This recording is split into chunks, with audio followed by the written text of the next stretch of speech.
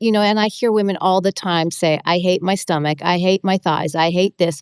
I want, and they blame their bodies when it's the clothing that we're buying that is not right for our bodies. They're not good choices. When you start to wear the proper clothing for your body silhouette, you will look 10 pounds lighter, you will feel more confident, you will get the compliments. And that's why I want women to feel empowered by their choices because, like you said, there's so many trends, they don't all suit us. And what maybe was in 10 years ago, if it's for our body and it works good for us, who cares?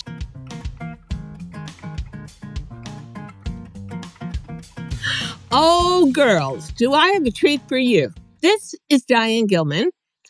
Used to be called the Queen of Jeans, but now the proud host of Fashion Thursdays with Diane. I have a pink-haired genius in fashion with me today, Traci Jeske.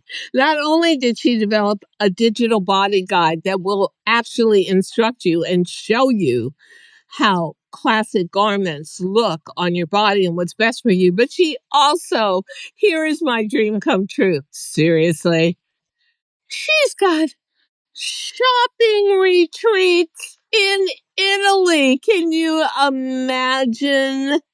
Oh, please. Out of the way places where you can get pure linens and pure cashmeres and have the best lunches and dinners ever. Oh, Tracy, welcome. I have got to go on a shopping retreat with you. Oh, You definitely do, Diane, and I cannot wait to have you. They're beyond fabulous, are literally. they? We're They going are. to talk about that in a minute. But first, I think that, pardon my pun, pink elephant in the room is your pink hair. And, when I came out of breast cancer 5 years ago, my hair wasn't long enough to go to the salon yet. I've been so loyal to the same salon for over 20 years, the John Barrett Salon in New York, now on 57th Street. So I was in charge of my hair for the first time in, I don't know, 25 years or something. I had no idea what to do with it.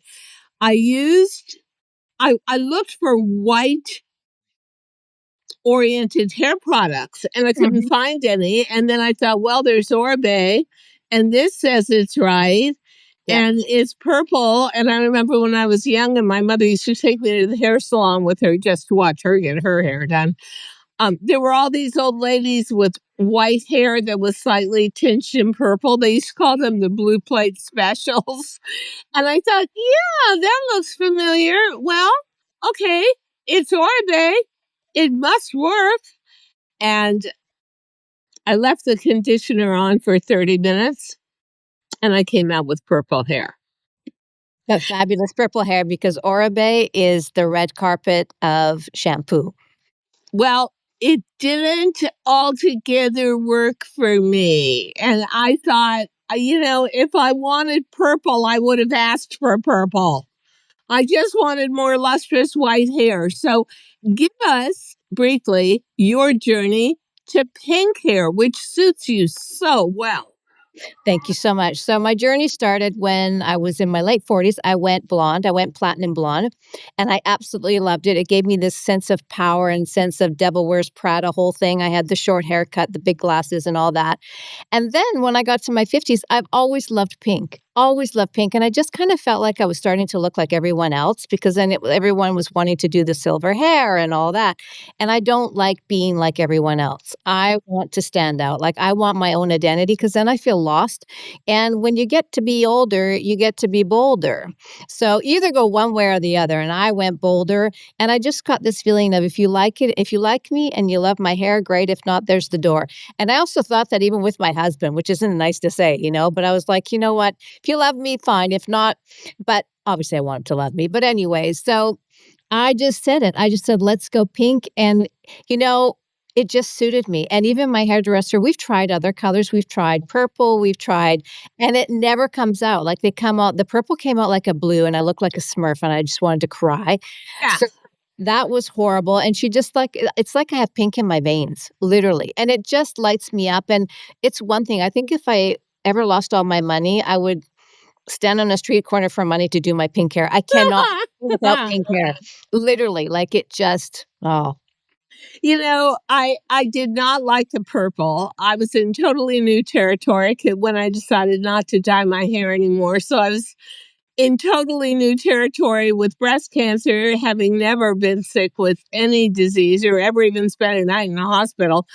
And now suddenly I've got purple hair imposed on me, and the TV studio and everybody around me was slightly horrified.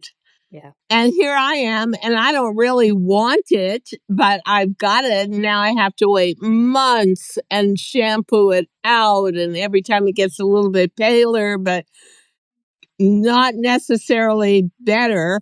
But young girls on the street would walk up to me and say, "You are so cool. Purple hair is so cool." And I thought that was really interesting Well, that yeah.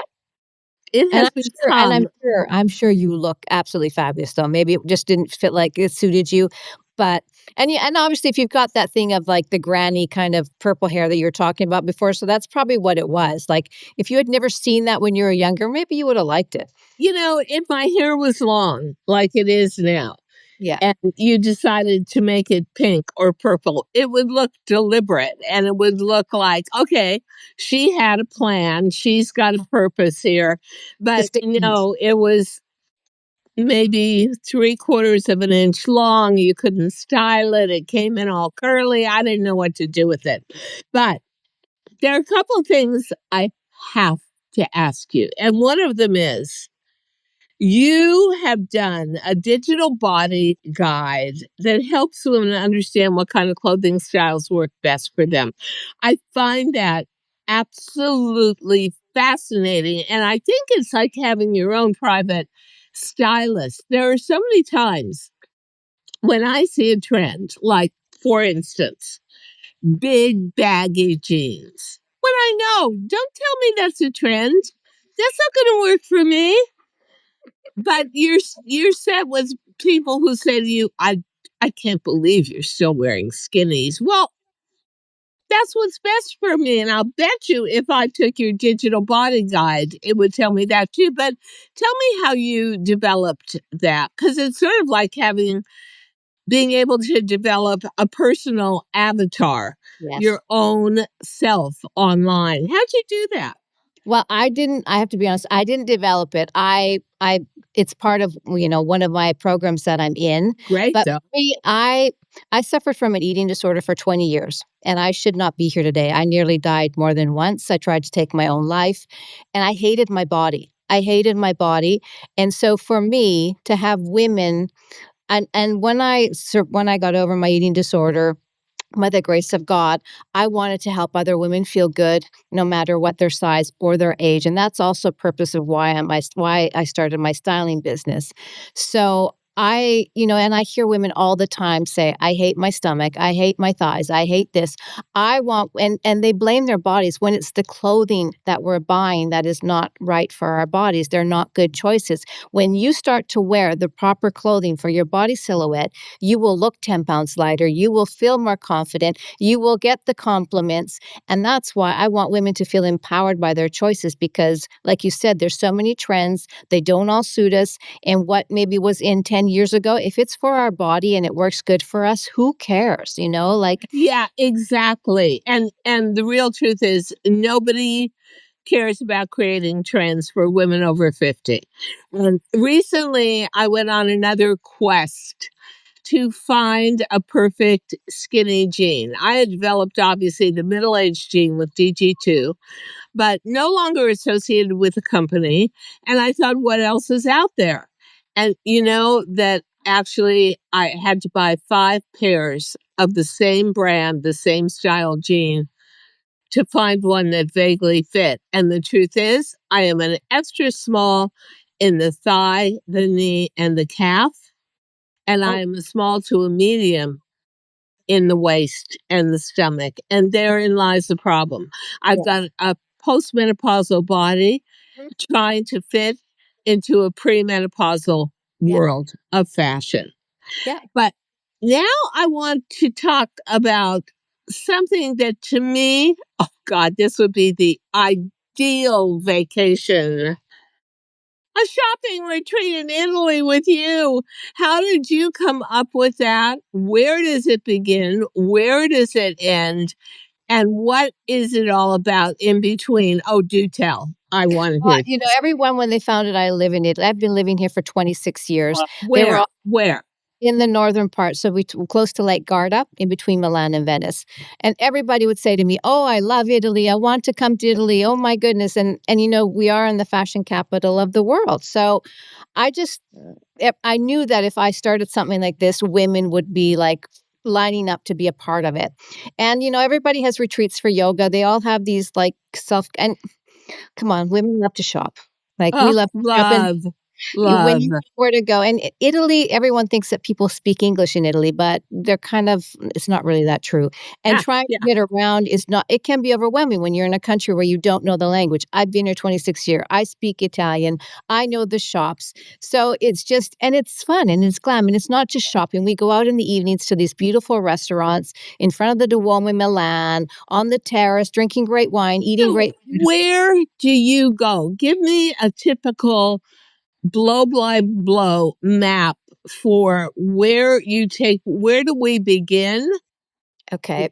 And then talk about each major stop and what's great about where you stop it. Okay, so there are two of them. So one, the most glamorous one for me is the one on the Amalfi Coast. So Oh, yeah.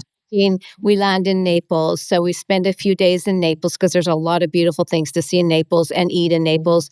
We have then from Naples we get on a boat and we go to Capri. And while we're on that boat going to Capri, our suitcases are going to Positano.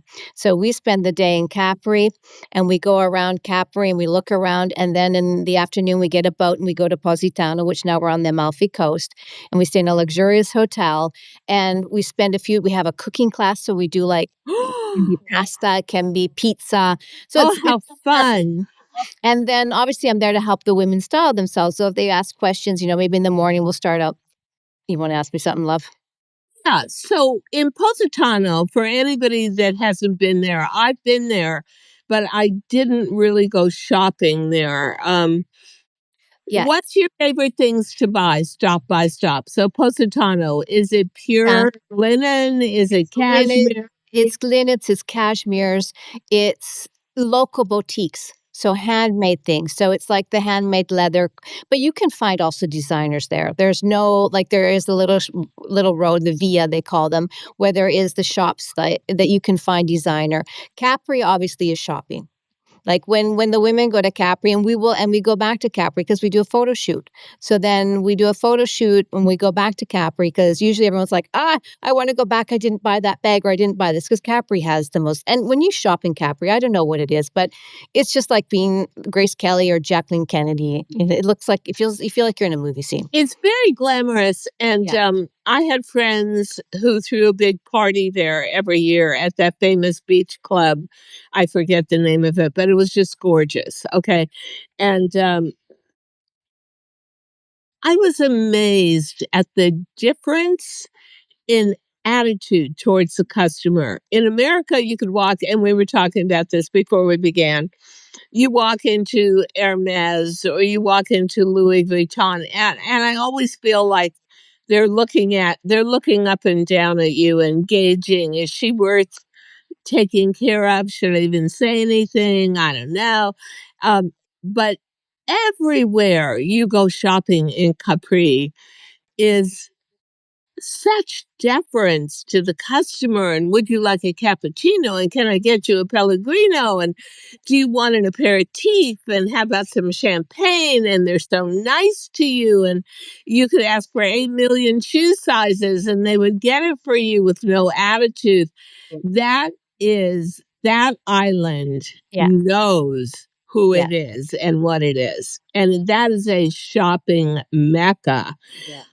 I also loved two things I think are incomparable for shopping in Italy. One is Italian linen. Oh, Oh, how gorgeous. Oh it my is. God. And there's a store in Capri, and I forget the name of it. But first, hour I'm in Capri, I go to the store, which was sort of across the street from my hotel, so no problem. They take my measurements, and by the time I leave Capri 3 days later, I have a custom made linen blazer. Yeah. Yeah, it is. It Unbelievable. it's incredible, and, it's like how and like you said, how they treat you. There's no difference of, where you come from because they know, like, that's how they make their living, and, I've been treated worse in a Benetton than I have been in designer Huh, shops, that's you know? incredible. Yeah. So Yeah, honestly, I've been treated worse in a Zara yeah, in the UK than I've been treated in Hermes. But the other thing I think is so amazing is there's also a store, or there was the last time I was there in Capri, where you choose your yarn color and you choose your style. And by the time you leave 3 days later, you've got custom made, hand yeah, knitted cashmere sweaters. absolutely. Yes, Can you beat it? I know, there's nothing like it, and that's why I choose 2 days in Capri because we go the first day and everyone it's almost overwhelming because there's so much to choose from, and even dinnerware, like, I've even had, like, all Yes. the fabulous plates and dishes and, your pasta bowls and all these things that are just they're a little harder to take back, but people do, they ship it, but They'll obviously ship it for yeah, you, and it's they will. usually pretty good. Yeah. So, and that's it's all that magic. And also we do a day of going in the Fiat 500s, the old Fiat 500s, which I did it once, but a lot of Americans don't know how to drive standards, the shifts. What do you Yeah. call it? So it was a little bit dramatic. So the next time, because it's fun, it's just like being in the 50s, like a Sophia Loren movie on the curved roads, and you're in these little Fiat 500s with the tops down, and we go up to Jacqueline Kennedy's favorite little villa that she used to love to go to, and it's just all of that whole Italian dolce vita. In fact, my tour is called the retreat is called the Italian dolce vita because it's the sweet life. Like it's just I think that the one thing that really shocked me the first time I went to Italy, but you have to realize I have never been to Italy as a tourist except to go to Capri. And I never even stayed in Naples. I just flew in. I had no time. I flew in. I got on that big boat thing that whatever it is that you go to Capri, yeah. and that was it. But then I was overwhelmed. You step off the boat onto the dock at Capri, and everything is beautiful, vivid pink, perfect for you, bougainvilleas, and you get into these cute little pink things, and they take you to the top of the mountain where your hotel is. And I found it was shocking to me that people took the time to enjoy life. It I is. just worked my whole life, right? So food, I got fussy about food. I was always kind of fussy about food or very mindful. Yeah. Never ate fast food, but it is amazing to me that you would take the time to go through a 3 hour lunch. And then my friends who threw the party always threw a dinner party the night before the party, a luncheon before the party, and a dinner party the night after. And the dinner parties were at 11 p.m., Yeah. midnight, Mhm. and all of that. You know the restaurant in Capri that has the lemon trees? It's Oh, yes. I was gonna say all the lemons in Capri too. It's like all these lemons everywhere. yeah, and that was yeah, which is why Dolce & Gabbana, But like this season, it's all lemons and yellow. Um, so to me, it was just exotic on top of everything else that you would take the time out of life yeah, to celebrate yeah. a lunch or celebrate a dinner. And when people said to Make me, it's like making love. Like Italians make love while they eat. It's all that, it truly is. a And lot of passion, a lot of personal passion. And people said to me, "Oh, you're so stupid, Diane. Why did you get a custom made blazer in Italy? I mean, you could buy a linen blazer in New York, but it doesn't encapsulate the memories or the special passion that they put into every bite of food and every article of clothing. Wow. Yeah, it is. And as North Americans, we don't realize, like, here, shops close, like, banks close. My bank is only open from 9 until 1, and that's Monday to Friday. In the afternoons, they are closed, and from 12:30 to 3:30, everything's shut down. Yeah. It's you wanna get something, and up until recently, Sundays, everything was closed, so you couldn't even go to a supermarket, nothing. Then that's just how it is here. I think you have a big lunch and then you nap Yeah. and then you wake up again and then you get ready for an evening that's going to last until midnight or 1 a.m. Yes.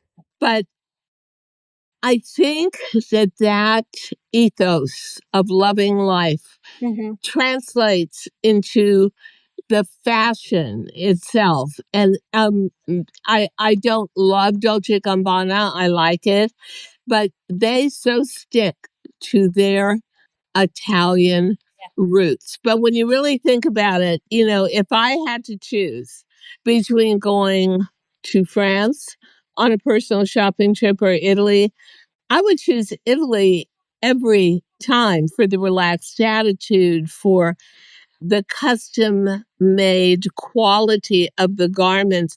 What are some of your favorite garments that you've bought yourself or you've had your clients buy? What are some of the highlights of your shopping trips? Well, I would say definitely the linen, having these beautiful linen suits in colors. And the colors, I don't know what it is here, but they just seem more vibrant, more alive. I don't know if it's because it's the island. I don't know what it is, but it I think truly, it's the dyes, if you want to yeah, know the truth.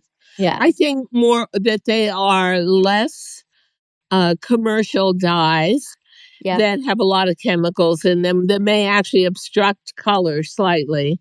yeah. And I think it's more about natural dyes that are Okay. much more organic and come from the earth. Yeah. And like I think it's even just the patterns that, like, when you see, like, when you get to Capri and you go into just all the vibrant color, the patterns, like the lemons, all the like, I mean, it's all fruit, but it's like it's just it's so fabulous there, and the big skirts and just all these. Oh, I love those. And you know what? I can't wear them because I've got a big waist. So it sort of belies wearing a big skirt. But the other thing I find fascinating about Italian fashion is it incorporates two things: ease of wear, like in the beautiful oversized linen pieces, and or sexiness, women's sexuality, as in Dolce Yeah. Well, Gabbana. and if you go to Milan, because I do tours also in Milan for women I who worked in Milan. I was on it's QVC. Yeah. totally different vibe. It's black, it's sexy, it's women in, like, stilettos, and they're like, that's just how it is, and they're Yeah. all perfect bodies and the beautiful hair, and, like, it's like seeing the Kardashians everywhere you turn.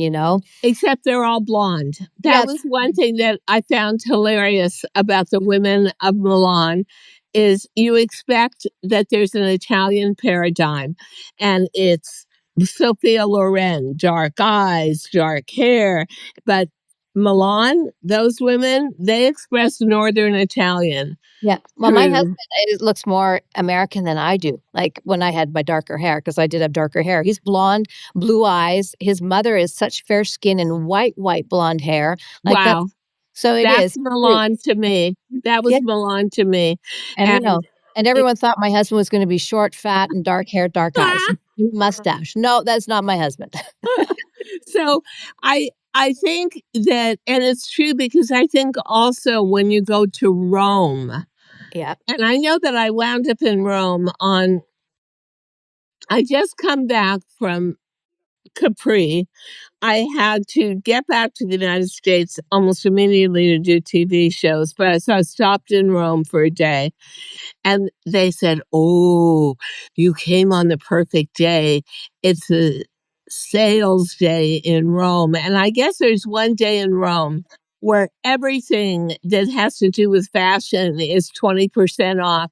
And I was staying at that famous hotel that it's at the top of the Spanish Steps. It's like the Grand the grandmother of Uh, all hotels in Rome.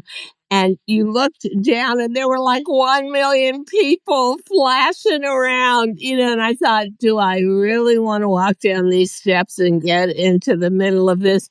oh. I was so tempted because I thought 20% off at Gucci, must go there immediately. Yeah, it's interesting. And also I in Milan, we have an incredible, because I've had women from New York come on my tours, and so they know the discount outlets. And there's one outlet close to Milan, which oh, above oh, and beyond anything you've ever seen. There's anything, Balenciagas, there's anything. YSL. There's the only things that aren't there are Hermes and Chanel. Every other designer is in there, and Yeah. I'm telling you, I tried on a YSL dress that was with feathers, and it was like $3,000 regularly, 3,000 euro for like 250 Oh euro. my God. That Yeah, place is shopping on steroids. it is, it's That just crazy. It's unbelievable, and I know people that and they're Italian, but living in America, and when they go back to Italy and they're in Milan, they buy an extra suitcase Yeah, just for that bullet. outlet center. It's But that is, to me, Italy is an expression of femininity and lush beauty Mhm. and an enduring faith Yes. in fashion. And if fashion to Italy is as important as what you eat Yeah. 3 times a day. They are so laser focused You don't see into any women in pajamas here, that's one thing. food. No, I was just thinking that. That's so weird. When I I was, first came here 26 years ago, I had sweats, okay? I did, but they were Victoria's Secret, they were cute, and I yeah. went out. I used to smoke at that time, and I said to my husband, "I'm gonna go to the store and get some cigarettes," and he said, "Where are you why? You're in sweats. You don't leave the house in sweats." And I was like, "Excuse me? What are you talking?" And it's true, people do not leave their house in pajamas or So, sweats. Juicy Couture was not considered streetwear at the time, 25 years ago, 30 years ago in Italy. No. Huh, isn't that amazing? Yeah, No. totally. And I will tell you something.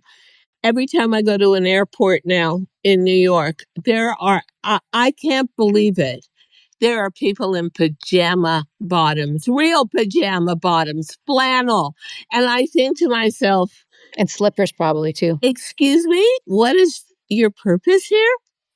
Like, you think I would just love to walk up to somebody, honestly, Tracy, and say, what is your focus in wearing a baggy, wrinkled, incredibly ridiculous print pajama bottom?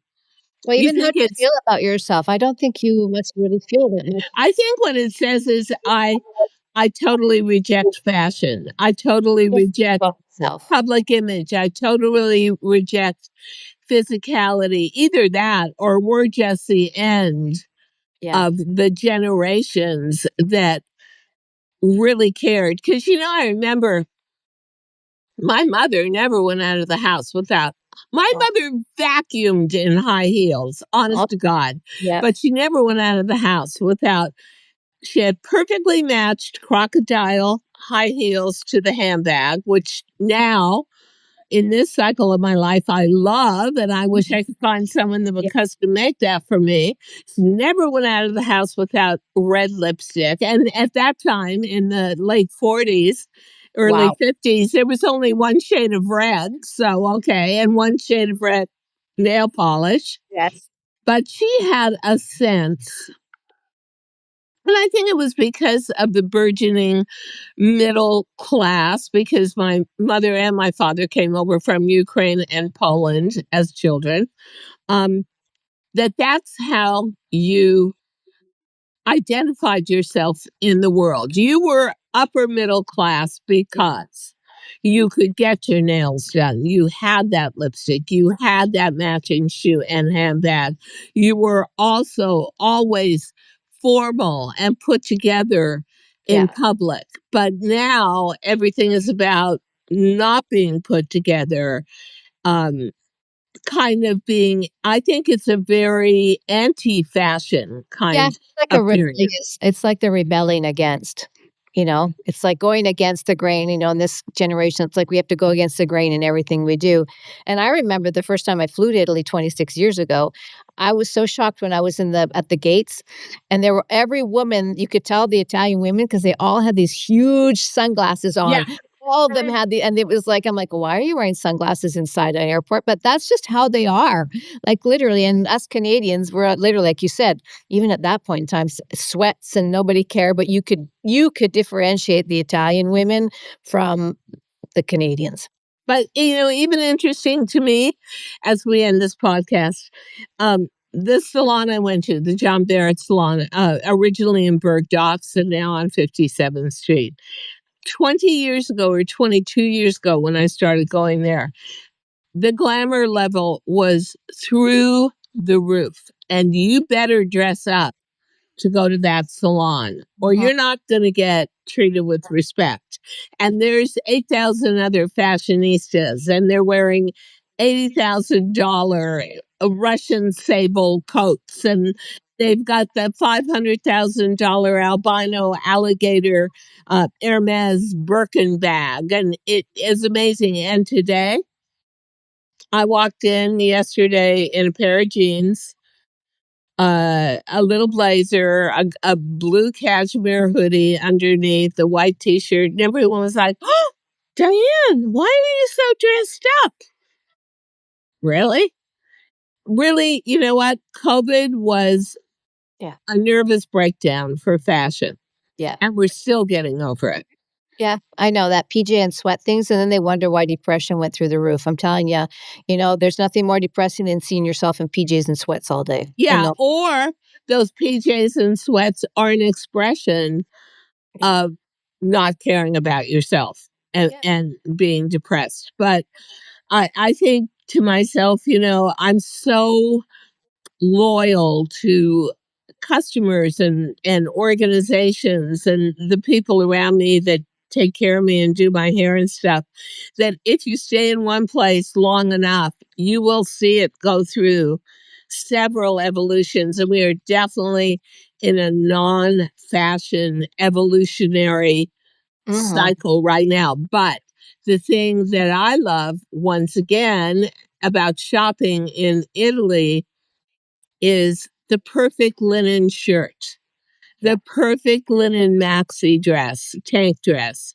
Yeah. um, the Even the shoes. perfect cashmere sweater. Those are enduring pieces, and it makes shopping there even more wonderful than it already is. Okay, Okay. so in summation, where can we find you if we want to take a shopping retreat with you in Italy? And everybody should. And where do we fly into? Well, it depends which one you want. If you want to do the Milan one, which is serious shopping, we go to the outlets. It's a whole different. It's fast, it's faster paced because we're in a big city. So that one, and you would fly into Milan, and we stay in Milan, and we go around Milan there. If we want to do the Capri and the Naples one, you fly into Naples. That's where you fly in, and that's where you fly out of. Some women decide to have their husbands come over, and they stay an extra week. But you can whatever. That's up to you when the date's over. You decide what you want to do. And we'll give all the graphics for how you can find Traci Jeske and Yeah, have the shopping adventure yes. of your life. And if Yeah. you've never been shopping in Italy, oh, just buckle your seatbelts because And you it, have a personal stylist with you I've been in the industry for 30 years, and yeah. I know what will work for you, what won't work for you. We do colors, we get on a call before, so we do all that Oh, before. it's so fun. You're ready to go, you know it all, and you can find me on Traci Jeske Official, Tracy with an I, Jeske Official on Instagram, and you can slide into my DMs, and you can ask me more, and it's selected, so there has to be an interview process, but obviously because, it's limited. We can't have a lot of women go. I would And love. then you can meet Tracy and get a firsthand look at that gorgeous pink hair with, of course, the pink glasses to match. Who else would do that except fabulous, unbelievable, shop till you drop? Traci Jeske. Tracy, Thank Thank you you. so much. See you, Nita. This was fun. I feel like I actually went shopping. So do I. Bye for now. Ciao. Ciao, baby. Ciao, ciao, Ciao. Ben. Ciao. Thank you so much for listening to Too Young to Be Old podcast. The episode may be over, but the fun doesn't have to stop here. Find us on Facebook, Instagram, TikTok, and YouTube at The Diane Gilman, or visit our website, thedianegilman.com. If you like the show, leave us a rating or a review and subscribe so you don't miss the next episode. And until then, don't forget, age is just a number. Together, we'll prove that we are all too young to be old.